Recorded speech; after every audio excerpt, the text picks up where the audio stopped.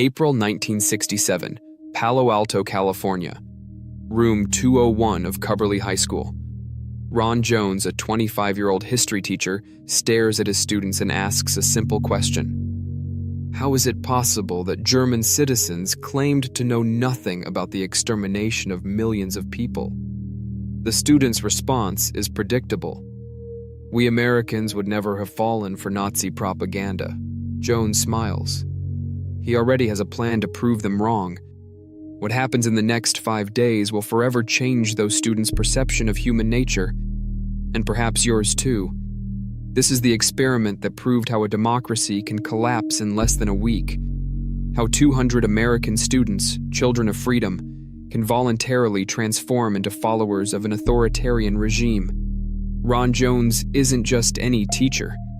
A former Marine, Stanford graduate, he has always believed in education through direct experience. That April afternoon, facing his confident middle-class students, he decides to conduct what he calls an experiment in discipline. The students don't know they've become test subjects. The class consists of typically American teenagers, some rebels, others conformists, all convinced that fascism is a distant European phenomenon, impossible to replicate in their democratic California. Jones erases the blackboard and writes a single word: strength.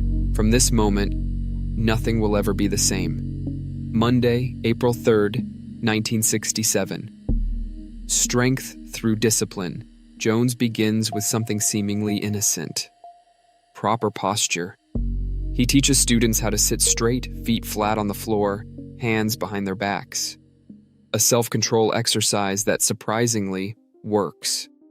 Within minutes, the classroom atmosphere changes dramatically. Chatter disappears.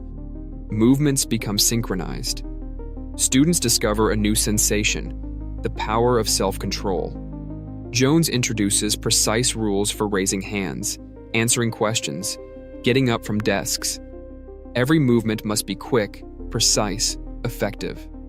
Students, initially skeptical, begin competing with each other to follow the rules perfectly. Discipline becomes addictive. When the bell rings, many students remain seated in the correct position. Some ask Jones if they can continue tomorrow. The trap has been set. Tuesday, April 4th, 1967. Jones enters to find students already seated in the correct position, without being asked. Strength through community. Today he introduces the secret salute. The right hand curved in the shape of a wave in front of the chest. The third wave symbol is born. Students practice with growing enthusiasm. Jones explains they must greet each other this way in hallways, in the cafeteria. It's their way of recognizing members of something special. The motto becomes, strength through discipline, strength through community. Something unexpected happens. Other students, seeing the salutes, ask to participate. The class of 30 becomes 43. Jones observes, fascinated and disturbed. The movement is growing by itself. That evening, students spontaneously meet to practice third-wave discipline, without any adult supervision. In just 2 days, Jones has created a group identity so strong that students voluntarily sacrifice their individuality to belong. Wednesday, April 5th, 1967. Strength through action. The class has grown to 80 students. Kids who never attended Jones's lessons now appear spontaneously. Jones introduces membership cards. Only card holders can participate in meetings. Those without are excluded. Students begin patrolling hallways, checking that only authorized members use the third wave salute. Anyone using it without permission gets reported. Reported by schoolmates to an authority they chose to follow. Jones assigns special tasks: design banners, recruit members, monitor dissidents who refuse to join. The library becomes a research center on discipline and efficiency. Students study spontaneously, but only approved subjects. That afternoon, Jones receives the first official report. A member informed that a classmate criticized the movement. In 3 days, a simple posture exercise has become a surveillance system. Students spy on each other with conviction. Jones realizes the experiment is revealing something he didn't want to see. Thursday, April 6, 1967. The third wave now counts 200 members, 1/3 of the entire school. Strength through pride, Jones no longer explains rules. Veteran students train newcomers. The system perpetuates itself with frightening precision. Students develop an unofficial hierarchy. Day 1 founders enjoy special status. New members must prove loyalty through concrete actions. Some dress similarly. Others modify their language, eliminating expressions considered unsuitable for the third wave. One student ends her friendship with her best friend for being insufficiently dedicated. Another convinces her parents to attend a third wave meeting.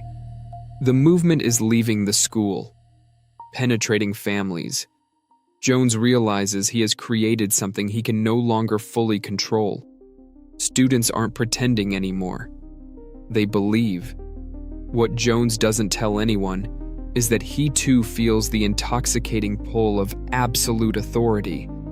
The power, the respect, the unquestioned obedience from hundreds of teenagers.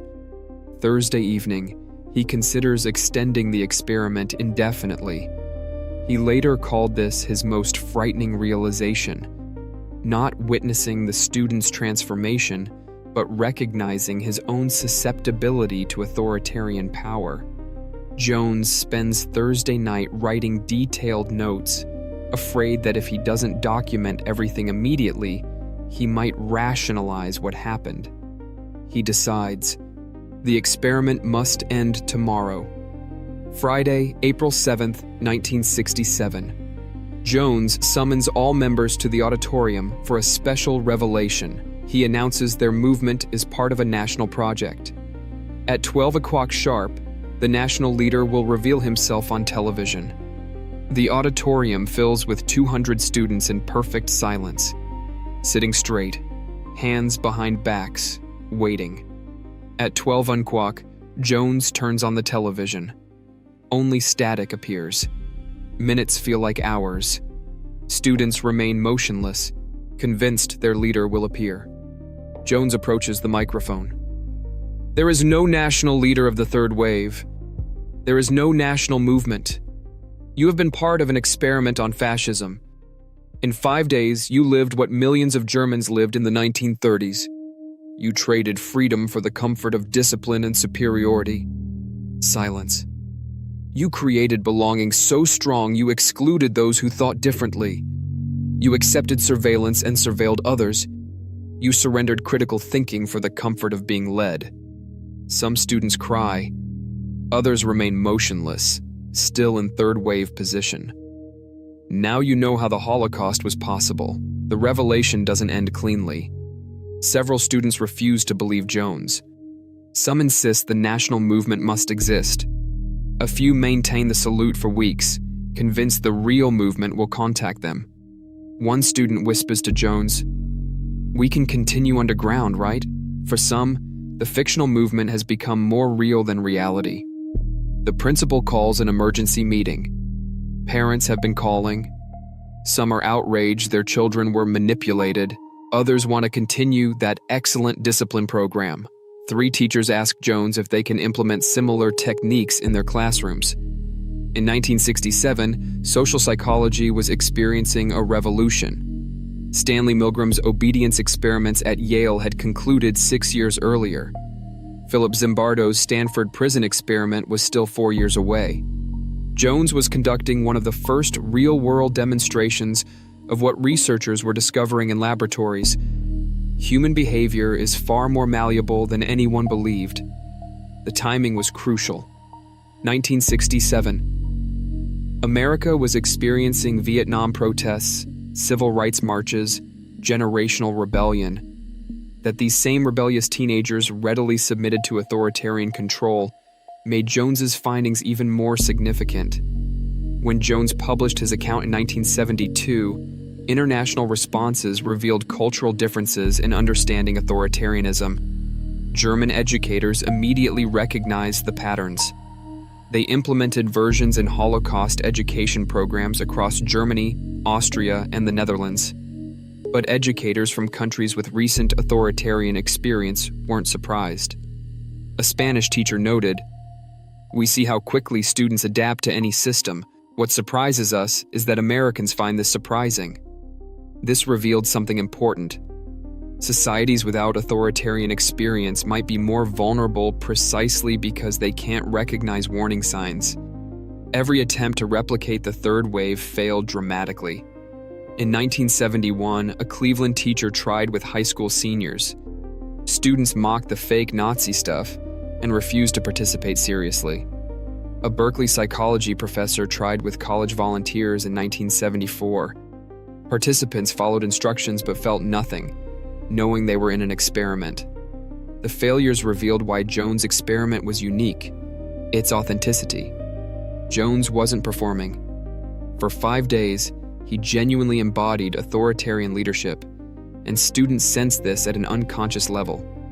Modern ethical standards requiring informed consent would eliminate the very conditions that made the original experiment effective. 20 years later, researchers tracked down original participants for follow-up interviews. 68% reported the experience made them more skeptical of authority throughout their lives. They became more likely to question group consensus and resist social pressure. However, 23% showed increased susceptibility to charismatic leadership and groupthink. Some joined cults, others extremist political movements.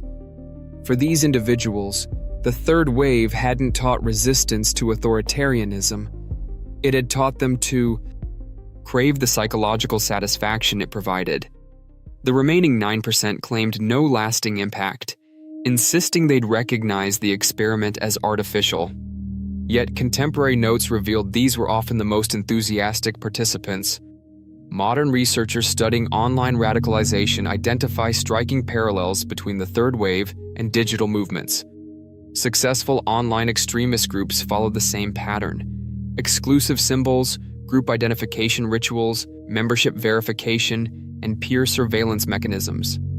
The speed of transformation online often exceeds Jones's 5-day timeline.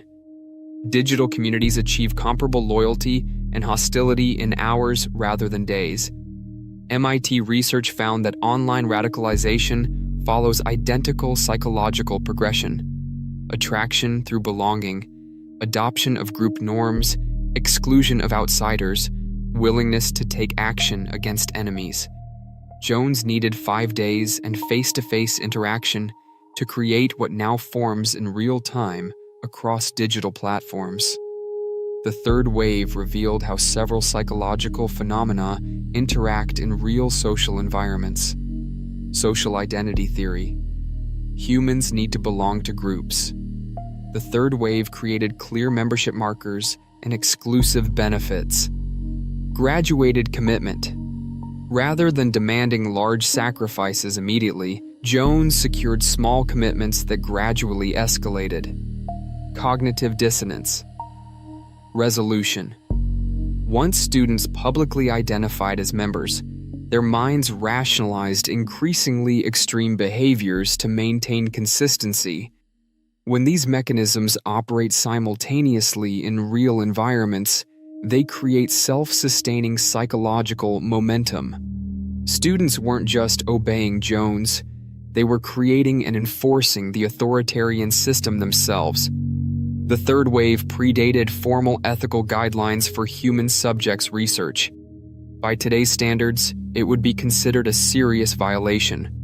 Jones conducted psychological experimentation on minors without informed consent, parental permission, or safety protocols. Yet many argue the experiment's educational value justifies its ethical problems. It taught participants and observers more about preventing authoritarianism than decades of theoretical study. Jones remains conflicted. "I violated every principle of informed consent," but I may have immunized 200 people against totalitarian thinking. I still don't know if that justifies what I did. The experiment continues in research ethics courses worldwide, not as an example of what to do, but as a case study in the complex relationship between knowledge and participant protection. More than 55 years later, the third wave remains one of the most cited examples of democracy's psychological fragility. Political scientists reference it when analyzing how democratic institutions can be subverted from within. Historians use it to explain how ordinary citizens become complicit in authoritarian regimes. The experiment's core insight remains relevant. Authoritarianism doesn't require external imposition. It emerges organically from human needs for belonging, purpose, and certainty. Jones proved that participating feels better than resisting. Exclusion is more frightening than complicity. Surrendering individual judgment can seem reasonable for the comfort of absolute belonging. The experiment didn't prove human evil. It proved something more unsettling: the ordinariness of authoritarianism's appeal. Perhaps while watching this documentary, you've wondered, what would I have done? Based on statistical probability, you already know the answer. The question isn't whether you would have joined the third wave. The question is whether you can recognize when you already have.